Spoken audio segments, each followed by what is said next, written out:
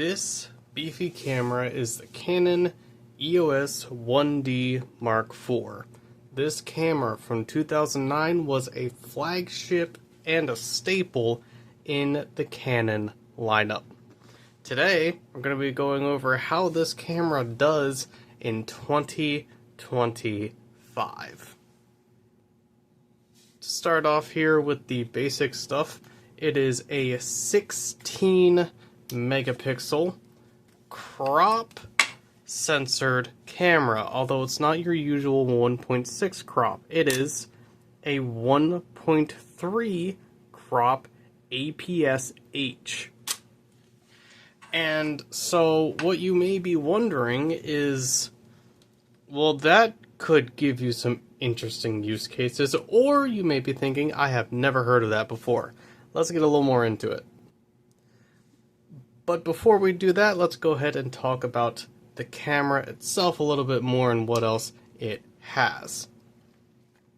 We're just going to put this back on here real quick for the moment. Let's go over the battery first. This one is an aftermarket caster, but you can get others, including trying to find some OEM Canon ones. The battery compartment is huge. The battery is huge. You can actually go back and find my unboxing video of this camera and see my raw reaction to how big the battery was. The whole reason you have this bottom grip here for your vertical shooting is because they needed somewhere to put the battery. So there is that. Speaking of which of shooting, here is your normal shooting. Go ahead and turn this back on. Looks like the 1D in this case anyway lights up a blue instead of that amber we are used to. So we have that. We have our casual shooting here, and then we have our vertical shooting here. The shooting of this camera, actually, let's go over this first. The camera does turn off when you open up that door. As for your cards go, you have two. You have a compact flash here, which I believe is able to hold up to that 64 gigabyte card.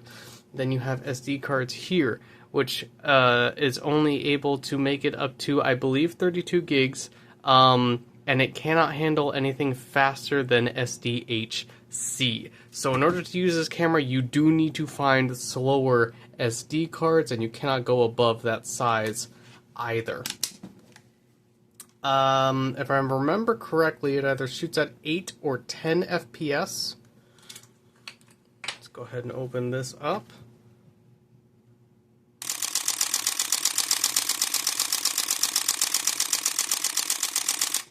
Just to give you an example of that. Okay.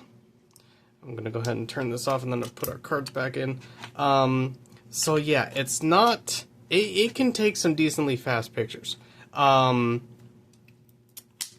again, they are only 16 megapixels, and you are somewhat limited by the speed of the cards, because, again, this camera is from 2009.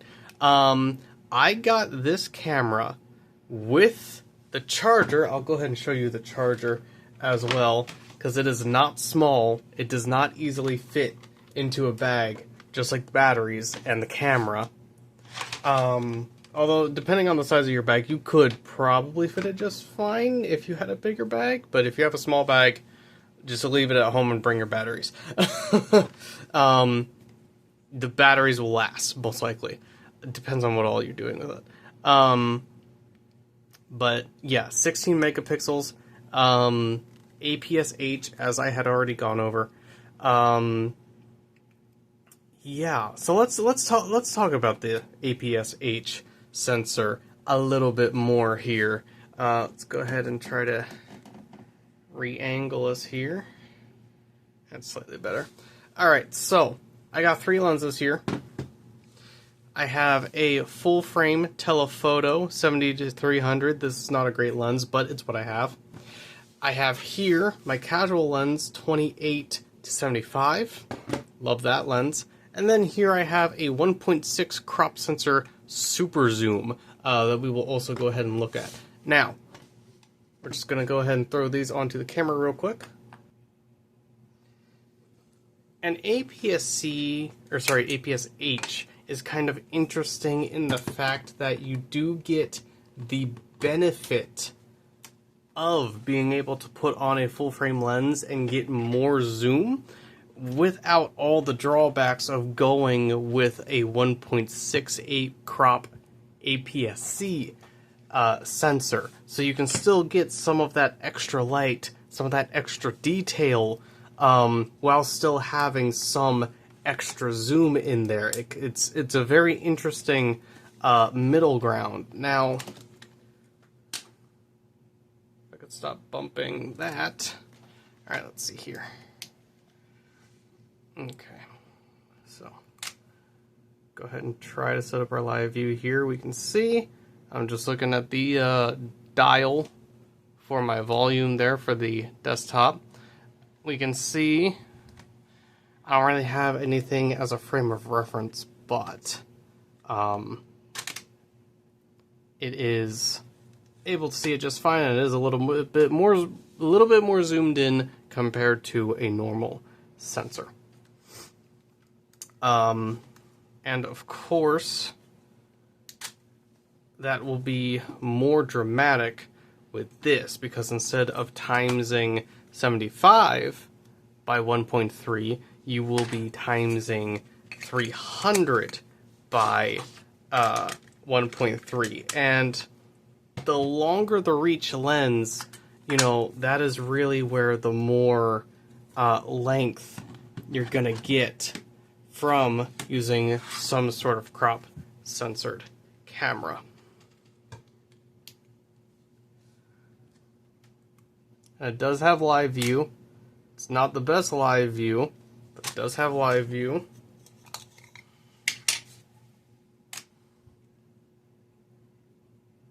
We can see there it's already fairly zoomed in. Zoom into the LED, things get massive. Yeah, so probably going to try to include some pictures that I took from the 1D Mark IV here. Depends on how much I want to edit the video. There we go. So probably going to try to include some of those in at the end here. But yeah, kind of out of talking points, except for this last one that we are about to go over right now. Now keep in mind when I go over this next topic, because again, it is 16 megapixels, which you can still crop and have a decent looking image depending on what you're doing.